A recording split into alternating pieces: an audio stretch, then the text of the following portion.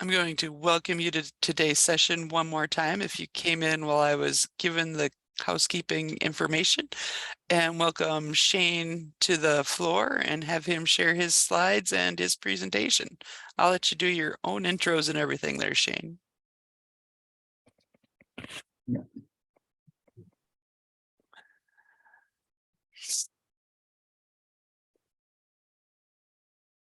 Okay, can you all see this? Yep, looks good. Perfect. Okay. Thanks, Heather, for the introduction. It's 4 p.m. here, so good afternoon and good morning to you all there. My name is Shane Conway. I'm a researcher and lecturer in the Rural Studies Centre at the University of Galway, and I'm delighted to speak to you today. Some of you may know me already, and if you don't, I'm going to just give you a little bit of a background about myself first, before I start the presentation. Just so you know, in context, where I'm based in Ireland, as you can see the little red dot on the island of Ireland. So it's on the very west coast. If anything, it's the west periphery of Europe as well. The next stop is literally the US, so that's where we're located. I've started my PhD, it's 10 years ago now, here in the university. I completed it in 2017, and I've been working as a researcher and lecturer since, predominantly on rural studies, but most specifically on farming, the human side of farming, and also a lot about community-led local development as well, and the synergies between farming and agriculture, farming and rural life, I suppose. From an Irish perspective, and I'm sure across the US, I often have, pitch it that, what would rural life look like without farmers? They actually, whatever about producing food, they also maintain the landscape. We have a beautiful landscape in Ireland, but without the farmers maintaining it, it would have a knock-on impact on the tourism industry, et cetera, et cetera. So farmers are central. In relation to my experience in the US, I've been lucky enough to be on the board of directors for the IFTN since June 2021. Hard to believe it's almost 2 years already. We meet monthly. It's a great experience as well. So, and I attended the conference last year in Lincoln, Nebraska, and previously I attended online, and I was also participated in IFTN training. Certified trainer, completed that in Madison, Wisconsin, Madison in 2015. I also spent a semester in UC Davis as a visiting scholar through my research. So I've always been connected to the US in relation to my research, and there's such close synergies and lessons, mutual lessons to be learned. Even in my own research, I had in policy recommendations towards the end of my PhD, and subsequent papers I published, I referenced the IFTN, I referenced the work being done, the importance of the communication, the facilitation. So that has always been very important to me. So, and I published throughout various USA universities on their websites in relation to the research I'm going to be talking to you today about. And also I'm a farmer, so I just wanted to drop that in because I think that's very important in my line of research, engaging with farmers about, personal issues. But being a farmer, being one of them, and growing up around that environment, there's a degree of empathy, there's a degree of trust between me as a researcher and them as a research participant. And I found that, particularly with the topic I'm going to talk about, you really are delving really deep into personal issues. So rather than me starting that I'm Shane, I'm a researcher, I'm Shane, I'm a farmer's son, and might compliment their cattle that you've seen driving into the driveway, etc. Things like that, just to build that trust. So, I suppose in relation to Ireland, we're a very small country, but we'd be quite a big player when it comes to ag globally. I think one novel statistic is I think we produce 10% of the world's supply of baby milk formula. And, there's a lot of babies out there and a lot of babies being born. So for such a small country, but it's our climate. it's our landscape, grass growth throughout the year. 90% of the year grass growth, it's just the climate. So that reflects then on the importance of agriculture, grass-based system. So these are I just said I'd pull out a few facts and figures. But as you can see, there's been a lot of growth. And we do, marketing, we do play on the green image, but it's the reality. So it's I just wanted to put it into context, I suppose. And even with our exports, it's a third go to the UK, third to the EU, and international another third. So we've quite a balanced export market. And even with the whiskey, of course, Ireland whiskey, that connection, we about 1 billion exports, and the US actually account for 57% of the total exports of whiskey. So, between food and beverages exports, quite a big player. Like, we're a very, very tiny drop in the ocean, but when it comes to farming, it's quite it's a big industry here. But this is to kind of outline the issues and outline the background to my own research.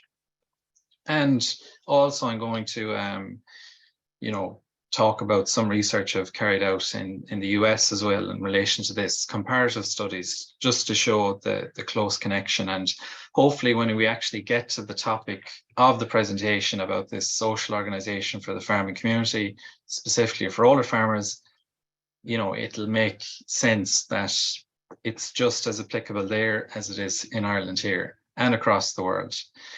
So demographic trends reveal that close to 1/3 of European farmers are above the normal retirement age of 65. But when it comes to farming, there's nothing normal about retirement. And, we know that, and I will reveal that as well in the findings. But just again, for comparability reasons, 34% of the US farmers are also in that age demographic. So, it's this graying of the farming population, as I refer to it. And this does raise concerns about the future competitiveness of the sector and guaranteed food production in coming decades. And also, of course, with the knock-on effect on rural life, this rural image, this rural being, how is this going to impact on the wider rural? In relation to an Irish context, again, it's just to kind of show that it's very, in a lot of cases, it's reflected. Ireland, think about it like a saucer around the coast. It's quite mountainous regions, and in the middle, it's quite flat. So the most productive land is in the middle. I just put this up just for out of interest, that the counties around the coast actually have, in certain parts of it, are actually an older population, but that's because the farms there are less productive. The dairy farms in Ireland are quite profitable. So, but they wouldn't be in the mountainous region. So it's just wanted to kind of, it's just of interest, might be of interest to you. But when we talk about the older farmer, the aging population, the reality is that the old generation's reluctance to step aside and retire to facilitate the young farmers who want to establish a career in farming is an issue, and it's globally recognized that this is the reality. Farmers just want to continue doing what they do. And I suppose when I started this research back in 2013, this was the message that was out there, but there was actually no research to kind of that really delved into why. So this was the building blocks towards my investigation. And even more so is because there was quite a lot of financial enticements to encourage this process. So in that sense, it wasn't about economics. So, as a social scientist, human geographer, it was important to delve deeper into this. And, if I ever had to justify, I've showed this slide before, some of you may have already seen it, but if I ever had to justify why I did what I did, or why did I investigate the topic I did, I suppose I came across this policy document from our Irish government, the Department of Agriculture, Food and the Marine. And this was the most recent early retirement scheme for farmers in Ireland. And they haven't had one since, but this is the language that was used within. As you can see, quite ridiculous, not informed with the farming way of life. It's very hard to understand how a farming dominant, a farming nation, essentially, Ireland, would envisage or expect farmers to accept this. If anything, it's almost an insult.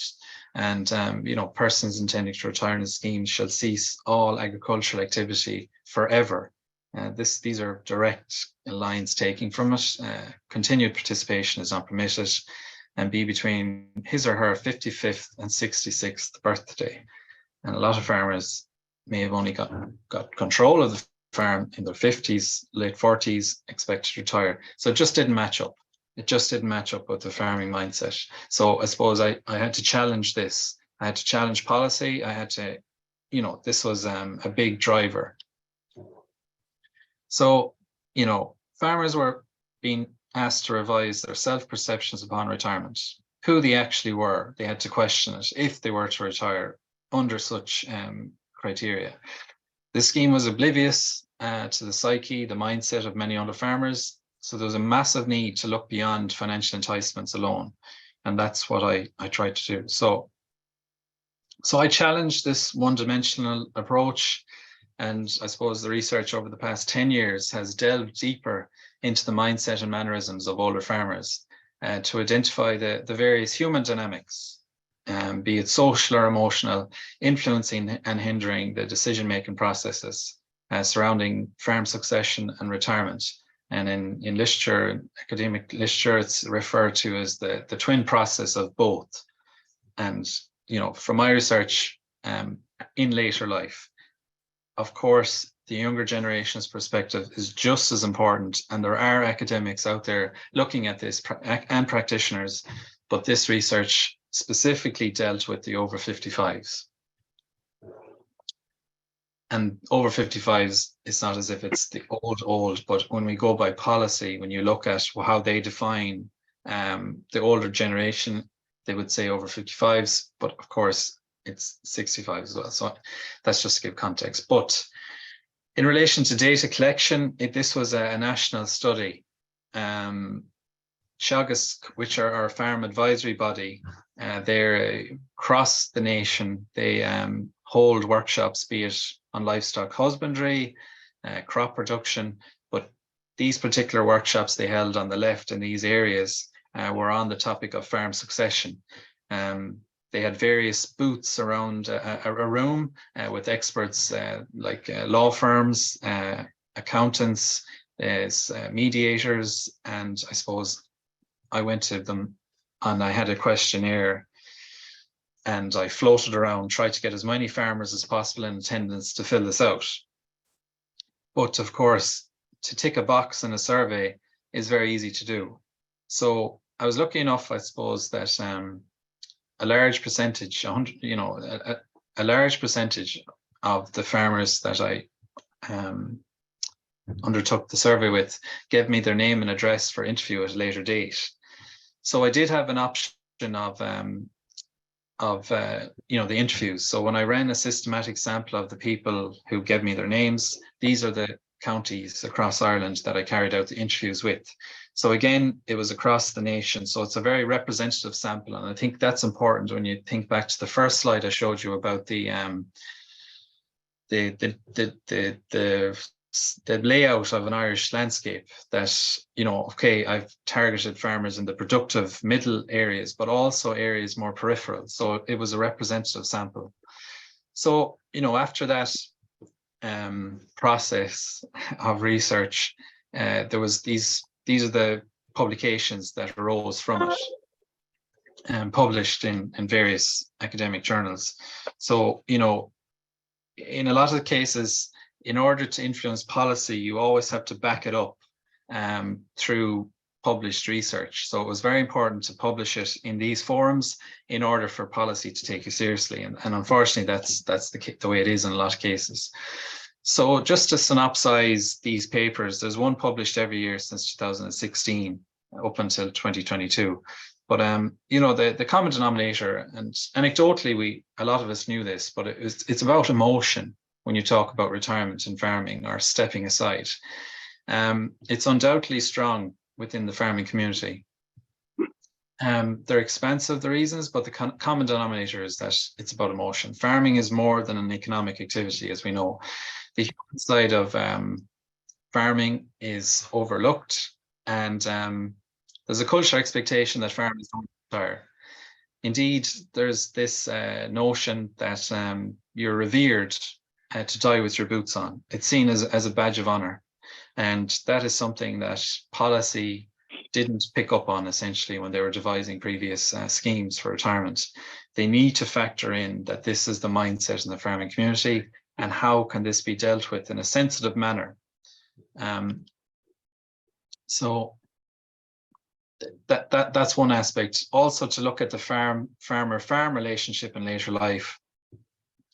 You know, I devised, this was actually a framework from Appalachia in the US. It's called Insideness, but basically in life we'd have legitimate connectedness through our social insideness. So farmers, they to stay relevant, to stay popular, this is their perception amongst their peers, that they want to stay farming because they didn't really know where they would be positioned socially if they stopped farming amongst their peers, that they may not be taken seriously by their, to step aside almost was seen as almost defeatist.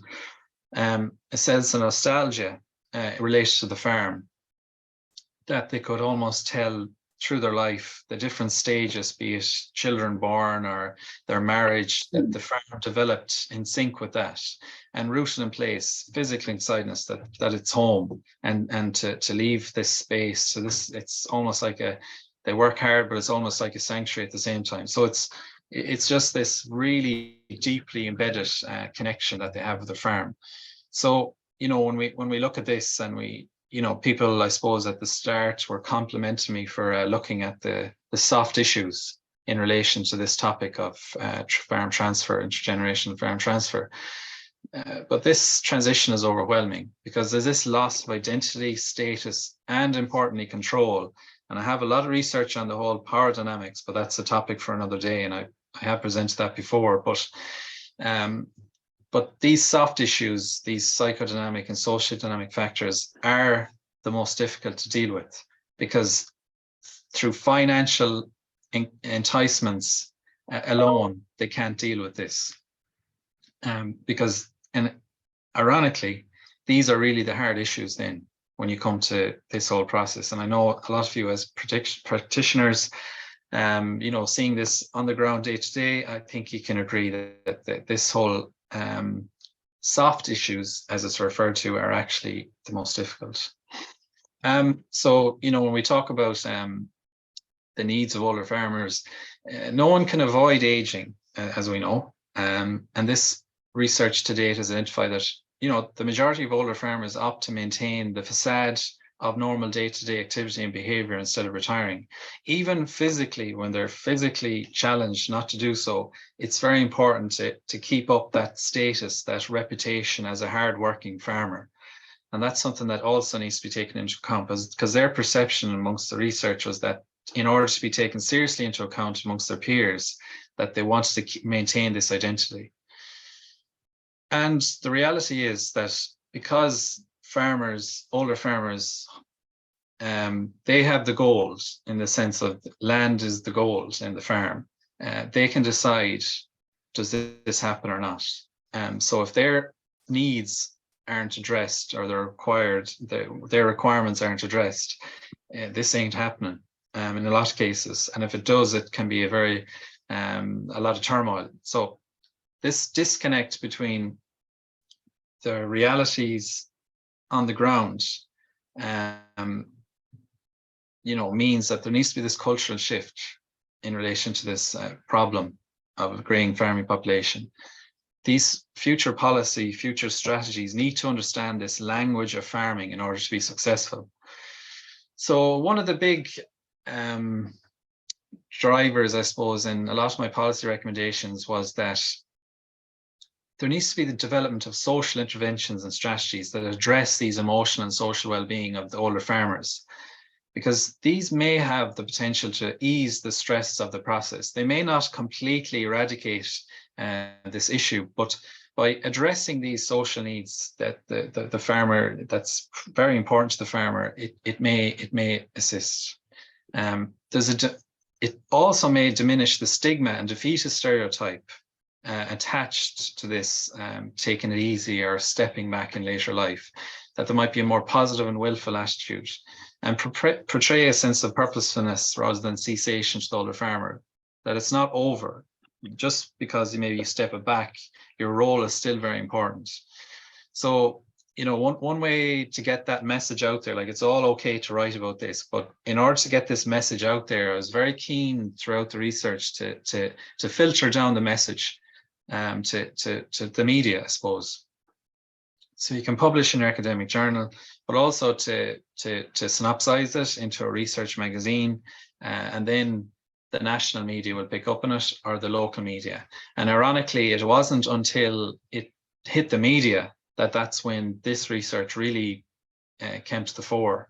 This is when I got calls even from Brussels, the European Commission, who have oversight essentially of agriculture in Europe, inquiring about this, because, you know, I'm challenging existing policy. I have some ideas that could work, and they're starting to be like, okay, we have this aging farming population, you know, what's this side of research? We haven't really ever thought about this. You know, normally we're listening to the economists in relation to this.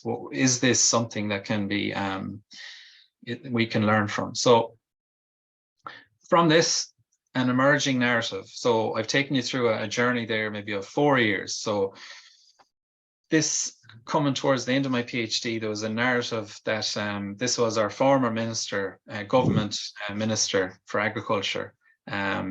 He was speaking at the launch of an access to land program, essentially in an Irish context. He said that in truth, many farmers don't want to retire, and I understand and respect that wish. What we need now are arrangements that work for both the older and the new generation. So essentially, in 10 years, they'd gone from saying, you know, you have to cease all agricultural activity forever, to this. So progress. And, you know, it was something that I suppose motivated me to drive on, and hopefully what I will speak about in a moment is something that perhaps can assist. So again, this is also an emerging narrative. Macra na Farmer, which that means it's a Gaelic term, but these are the young farmer organization of in Ireland. But they again, in a report they published about generation renewal in the sector and access to land, that they suggest move away from focusing aid on retirement grounds to farmers and look at more partnerships rather than retirement, essentially. I won't read it all out, but it was just to kind of showcase that the research was starting to make an impact. And thankfully, we'll skip forward another few years. It finally made an impact at EU level, and that's this centralized funding for agriculture in Europe, the European Union, amongst the 27 member states. It will come from here. So if it's referred to in a report by the European Commission, it's been taken seriously.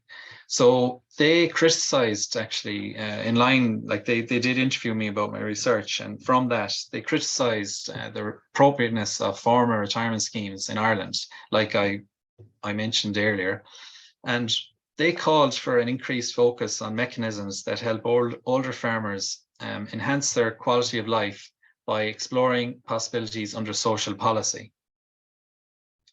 And that's very in line with the messages I had published over the past few years. It's exactly in line with what I was advocating for. So, you know, I have this, you know, where was I positioned then? You know, I from my perspective, I had the publications academically, but I had influenced policy. So the next step was practically, how can it work? So, you know, but before I move on to that, I just wanted to show that, you know, this sort of research, policy relevant, action orientated, is imperative, because this aging farming population is not just a national or European, but a global one.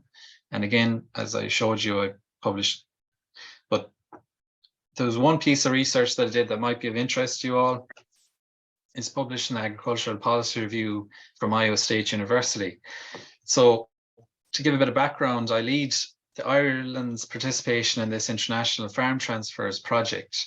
It's been running for the past 30 years now, so some of the data is, out of date at this stage. But most recently, Iowa carried it out in 2019.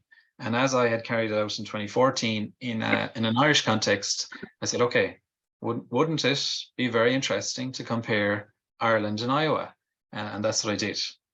So John Baker was very helpful in relation to this. He used to be, he is an attorney at law at Iowa State University and also was on the board of IFTN. He's one, very influential person that introduced me to this organization. So, and these are the states across the US that it has been carried out in. So there's a list of copyright questions within this International Farm Transfer Survey. The same questions are asked. So it's very interesting. Like when you look back to the map, you have farmers in Australia, Japan, France, England, Canada, the US, all being asked these same questions. So, these particular questions, this is a nationally representative sample in an Irish context carried out by Teagasc, our farm advisory body. So there's about 80,000 farmers represented in this sample. So again, huge sample, very representative of the Irish mindset in relation to this. And these results that were attained from this were compared with the Iowa. And again, so, I just wanted to, this is to scale Ireland, the US, where we barely just fit into Iowa there, but sorry, Nebraska there. It's just to give a bit of context. You'd imagine that there would be very stark differences. That's kind of the assumption, could be. Even farm size, 80 acres in Ireland, average farm size, 359 in the Iowa. Farm type, farm systems, small farms, fields, small fields, grass-based system, just different. There's just differences. So to analyze this was really just to compare the rates and patterns of succession and retirement across a broad spectrum of cultures, farming operations, typologies, locations, and scale. It's an interesting just take on this. So really, I'll give a few short synopsis of what was found, but the most important one there would be to look at is the blue, because only a quarter of farmers in Ireland and Iowa intend to fully retire. And this notion of semi-retirement, quite a lot of them did, but when you actually ask a farmer in an interview, if you delve deeper in an interview, semi-retirement doesn't really mean anything in the farming context. It just means continue as is. But just the notion of maybe taking it a bit easier sounds good in their own heads. But the reality of change is quite different. So it's not really to take into account the percentages, but it's the similarities. So what I'm doing for this is just to showcase that this is such a internationally applicable and relevant issue. Prince Charles, he's now King Charles over in the UK. There was research written about this issue about not retiring and using his situation as an example that, he was, I think he's in his 70s now and he's only literally taking over. So in a lot of cases, there could be farmers a similar stage of their life and they've been waiting and waiting. They've been waiting and waiting to take over. And ironically, that was written in 1996. Prince Charles had to wait for God knows how many years is after that to actually get control. So again, ironically, will I be writing about the Prince William syndrome in 2043 in 20 years time? It's just to kind of think about it like that. When I'm teaching students, I always, when I talk to them about the challenges of farm succession, and I just show them this as an example that how off-putting it could be for the younger generation to have to wait so long to be second in command. And that's just, so, when you look at this, surprisingly, and even in an Irish context, a lot of people were surprised at this, that, over half of farmers have identified a successor. And on Iowa, about 40%, quite a decent number. But when it comes to having a succession plan in place, in Ireland, almost 80% of them didn't have a plan in place, and over 65% in Iowa didn't either. So that's a problem. And no will in place. A crazy statistic from Ireland that over half of farmers, nationally representative sample, didn't have a will. I'm just printing checks, so you're good. Okay. So that's just to give a little bit of context in relation to the international applicability of this message or this research. So the next step in relation to this, to look into this notion of an age-friendly environment in farming, to kind of challenge what policy has previously been doing, that it's this younger generation are needed, the older generation are not innovative, they're holding it all back, but how can we have a balance here? So I've published quite a lot of research recently in this, and again, I tried to get the message across through the different platforms, through the different forums, to actually really try and make an impact. So, this is the new policy focus. I had this slide up already, but this is key. This new direction is key in a European context. So every member state can reference this if they are thinking about improving the quality of life of the older farmer, because it's written into this now. So age-friendly environments, this next step was to investigate the potential of developing an age-friendly environment in the farming sector, with a particular focus on the well-being benefits of being a member of a social group in later life. And this is coming from the World Health Organization. This is their concept, age-friendly environments. And it's defined as one that policies, services, settings, and structures support and enable people to age actively. And if there's one thing a farmer wants to do, is to age actively. And if there's some way that this can help inspire them to do that, if we can learn from the World Health Organization in relation to this, let's give it a go. I suppose this was the background behind this, the driving force. So when I looked at this age-friendly environment movement, it's growing and growing, but it's focused on an urban model of aging. It's urban centric, like a lot of policies, unfortunately. Where's the rural? So it thereby fails to reflect the diversity of rural areas, particularly the farming community. So it's just background again. And indeed, agricultural policy's preoccupation with encouraging older farmers to retire and step back is at odds with the basic principles of the age-friendly environment approach. Barriers to healthy aging, these sort of messages, ageist stereotypes. And I just used the Irish previous retirement scheme just to show that was ageist and lost. So in that paper, I proposed that in Ireland, not just Ireland, across the world, there could be establish a social organization that represents the needs and interests of the farming community. I'll speak about farmers' yards in a moment, but it would, portray a sense of purpose and legitimate connectedness within the farming community in later life. That there is that outlet, a peer group of similar farmers in a similar age, that they're not alone in whatever decision they make. It would bring back, peer-to-peer collegiality and comradeship. You could have potentially, this was pitched, these were the messages pitched at the time: social, cultural, or practical activities suited to their needs and interests. And most importantly, ease concerns around the fear of the unknown upon stepping aside and retiring from farming. And that was a huge thing that came to the fore in the research. I won't go into all this, but the World Health Organization basically said that being a member of a social group in later life and the subsequent meaningful activities that are brought upon by doing so can enhance one's quality of life. And I think we really saw this during the COVID pandemic, particularly amongst farmers, the isolation that occurred and the subsequent social exclusion and, impact on one's mental health and well-being. Quite a difficult time for a lot of farmers, as with a lot of other people. But the important role that membership of social group is also documented in social gerontology, the study of older people.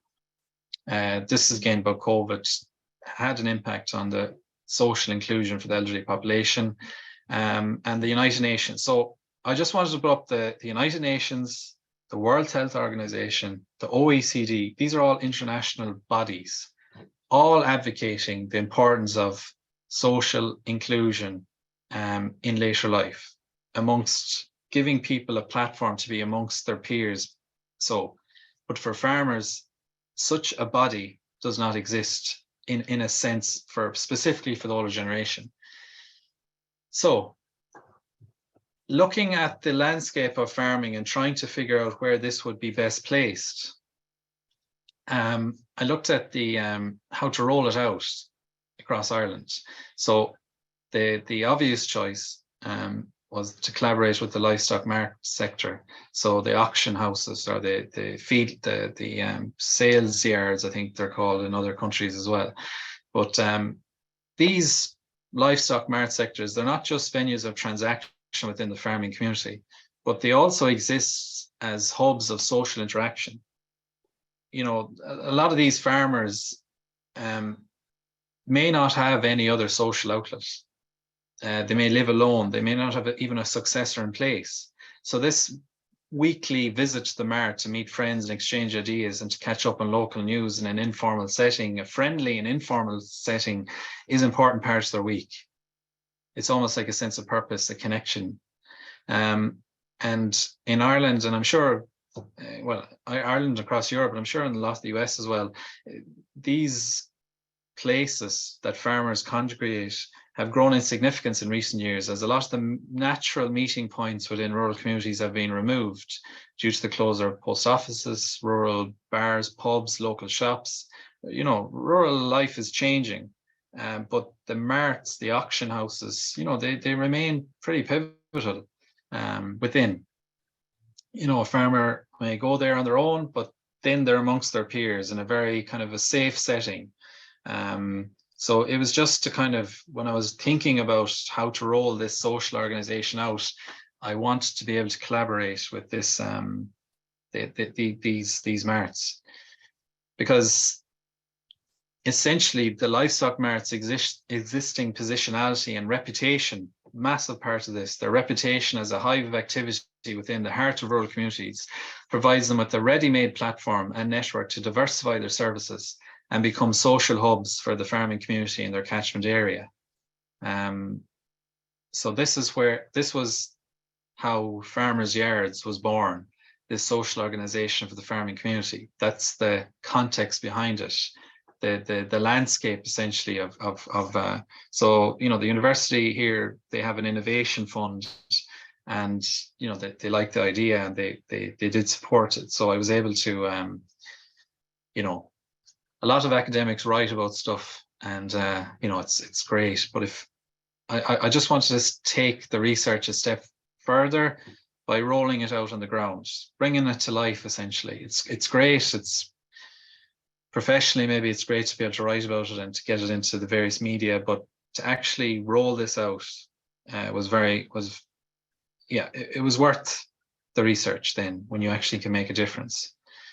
And this was the fund that funded in the university. I just wanted to acknowledge them.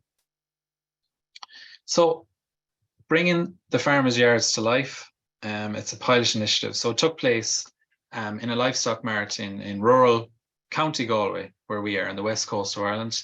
And it really was to promote social inclusion.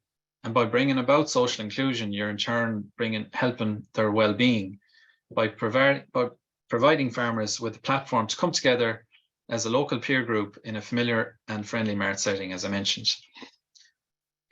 I don't know how prominent it is in the US, but I do know it exists. The well-established international men's sheds movement showcases the benefits of such a peer group at local level. But a farmer identifies themselves as a farmer, and research carried out here is that the men's sheds, in a lot of cases, is seen as, you know, for retired teachers, or someone that is retired nurses, for example, or someone that farmers almost identify themselves as a single entity, that they know they're a farmer and that's what they are. This is an identity. It's not just an occupation, it's a way of life. So the men's sheds movement, whilst it's important in a lot of rural communities, the Farmers Yards has just as much, if not more, potential to succeed, as it's gender inclusive. This is for men and women.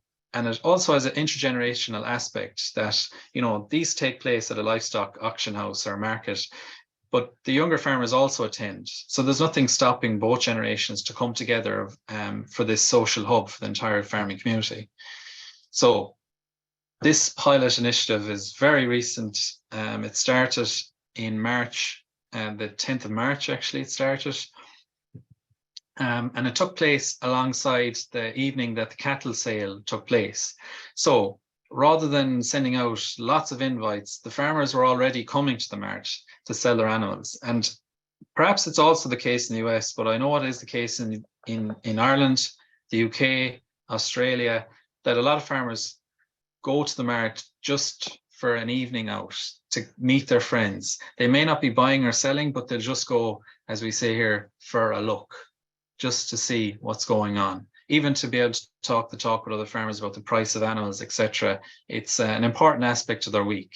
So we wanted to bring farmers together through this Farmers Yards platform over complimentary tea, biscuits, coffee, the same evenings that the cattle are sold. So we also had I'll go through it in a moment, but that's essentially the way we pitched this. This was the invite that was, be it distributed through local hardware stores, around the mart itself, maybe even on social media. So this was the way it was pitched. We also produced some merchandise and signs around the mart. So, you know, there's a degree of, it's an official, you know, this wasn't just something that was a trial or a project. This was something that was actually tangible. And, you know, some merchandise as well. You know, farmers love hats, every sort of hats. So we just kind of tried to tap into what they might like.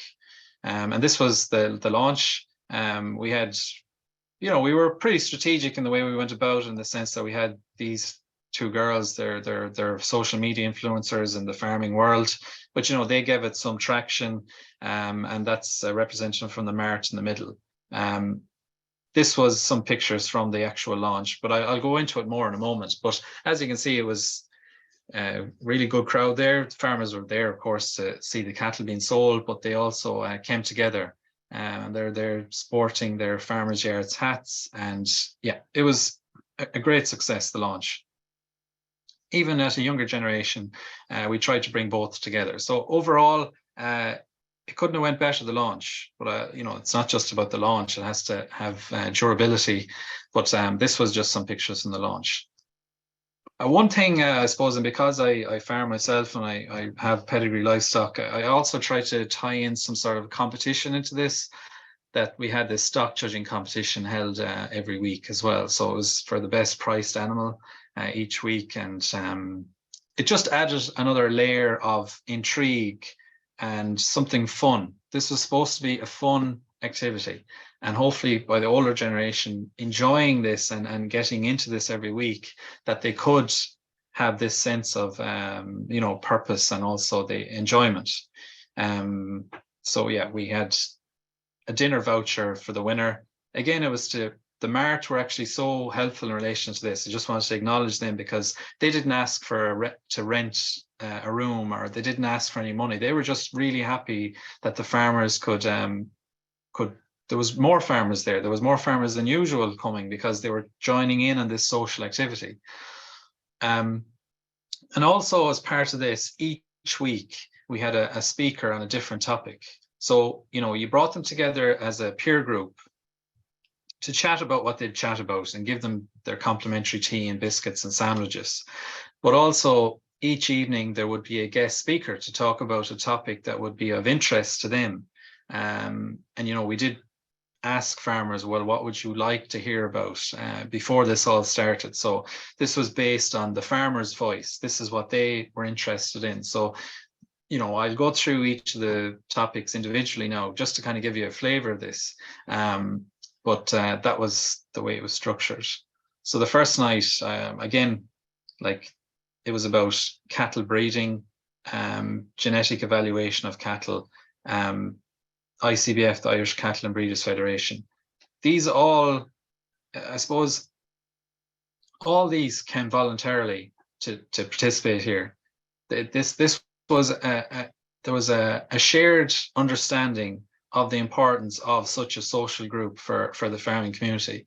So everyone wanted to try and pitch in some way and try and make this work. So as you can see, there was a great attendance. Those farmers were really engaged in this. And because of that, then this got huge coverage in the media in Ireland, across different platforms, national media, national radio, etc., local radio. And this to us is important because this is the way to get the message out there. Like for me to publish this in an academic journal, etc., the researchers will see it, but that's no good. It has to hit the media for politicians, for example, to take this seriously. And there were politicians attending these events because they wanted their face to be attached with this.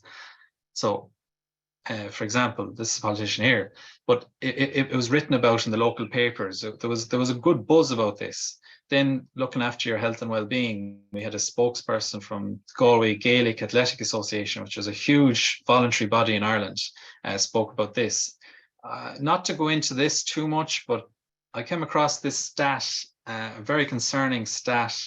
Farming is supposed to be, one of the most dangerous occupations, and it's always pitched as that. But unfortunately, central statistics data in Ireland, national samples, have found that year after year, deaths by suicide and self-harm in the farming community outweigh the fatalities. And that's something that's a real concern. So hopefully farmers' yards can address this. Contribute to the farmers' overall sense of happiness, belonging, and self-worth as they age, because their physical capacities are declining, but this social outlet can remain actively involved in the farming community, because farming is a way of life, not just an occupation, and retirement puts this at risk. And it's particularly beneficial for those living alone. So then we had online mart bidding discussion, very important. We had a live screen of the mart, so even the farmers, they weren't missing out on what was happening in the shed. We had a health check, free health check. Again, great success. Farmers, they did engage in it. Most importantly, I suppose, for the topic of today is that there was a really good discussion on farm partnerships and succession options from Ireland's Land Mobility Service. And this was a great success, and really, I suppose, as well, like with the familiarity over the weeks of farmers' yards, the crowd was building and building every week. So, again, very grateful to Land Mobility Ireland for attending and giving an overview to farmers about their options. And these are farmers that may not have ever thought about these things, these succession options. And they did bring along their son or daughter with them as well. So, and this was covered in media. So there was a knock-on effect of getting the message out there about the succession debate. This was a different platform. And then we had the health and safety discussion the next night. Again, won't go into all this, but this is just to showcase how important it is. Farming, as we know, very dangerous occupation, but by having such discussions in an informal setting, it's very important that this farmers' yards was informal in the sense that they can just share their views. It's not like a lecture. It wasn't like a talk. We listened to them. So look into the future in relation to this. The farm, as a university, we've done all we can in a sense with this, because we have trialed it, we've showcased how it can work, we've written about it, we've influenced policy. But now it's up to the livestock markets, auction houses themselves to embrace this concept that they are they're hubs of social interaction within farming community and not just venues of transaction. They can play this dual role. They need to take this on. And across Ireland, this was a map from COVID produced by Agriland, but these are the locations of all the livestock markets across Ireland. There's so many of them. Can you imagine the potential of each of these having their own farmers' yards club, bringing in these older farmers, giving them this sense of purpose, bringing them closer together, sharing views about succession, sharing views about the fear of the unknown upon stepping aside? There's potential here. It may not solve everything, but there's potential. And this is the social media page if you want to check it out for the farmers' yards. So, overall, the take-home message, what policy needs to be more concerned with the health and well-being of the older farmers and adapt to their needs. And hopefully the research can can inform future policy directions to understand the world as farmers perceive it and to give them a voice. And, you know, I'm not saying at all that this is a one-size-fits-all model for fixing this international farm transition problem. This is not going to solve everything, but by addressing the human side of the process through social measures such as farmers' yards, it's one way of addressing certain aspects of this, and I think it's essential moving forward. I did put this up before. It's made actually about a US farmer. I'd recommend watching this. It's called Looms. I have showed this slide before, so some of you may have seen it, but it's quite a powerful piece, only 15 minutes long. So I just want to thank you all. This is a quote from Oscar-nominated movie back in 1965 from Ireland, but ironically, the quotes used within are almost as applicable now as they were then. And yeah, this love of the land and, you know, never let go of it is still as prevalent as ever. So hopefully, with initiatives, social initiatives like farmers' yards, maybe we can address some way of tapping into the farmer's mindset and showing them that there is more to farming than just being, you know, the social side of it. They can be seriously taken into account. They're not redundant upon retirement or stepping aside. There's a sense of purpose. So that's a quick stop tour of maybe 10 years of research there, but hopefully you found it of interest. And I'm sure the recording will be floated on social media. Or we have a YouTube channel, excuse me. So we'll get to that after this if you want to look back on any bits.